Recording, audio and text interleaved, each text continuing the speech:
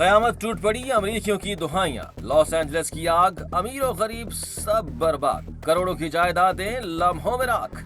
तसव्वुर करें, एक घर जो ख्वाबों का महल था, जिंदगी भर की मेहनत थी, एक ऐसा मुकाम जहां खुशियों के लम्हे जुड़े थे और फिर अचानक सब कुछ राख बन गया। लॉस एंजलिस की पहाड़ियों में एक ऐसी आग भड़की जिसने ख्वाबों को जलाकर खाकिस्तर कर दिया। ये कहानी है उन लोगों की जिन्होंने अपनी जिंदगी की सबसे बड़ी सरमायाकारी अपने घरों में की और अब सिर्फ धुआं और मलबा बाकी रह गया है। स्लोया स्विनी और उनके शौहर वाभानी चर्च ने 2009 में सान गैब्रियल वैली की पहाड़ियों में अपने ख्वाबों का घर खरीदा था। $7,80,000 की ये प्रॉपर्टी वक्त के साथ बढ़ते हुए $1.6 मिलियन की हो गई। लेकिन इस हफ्ते एक बेकाबू आग ने उनका सब कुछ छीन लिया। स्लोया कहती हैं कि ये हमारा खूबसूरत ख्वाब था, हमारी जिंदगी की सबसे बड़ी कमाई, और आज सब कुछ खत्म हो चुका। ये कहानी सिर्फ स्लोया की नहीं। जॉन कस्तानस, जो कैलिफोर्निया इंस्टीट्यूट ऑफ टेक्नोलॉजी में काम करते हैं, का तारीखी घर भी जलकर राख हो गया है। वो कहते हैं ये हमारा रिटायरमेंट प्लान था,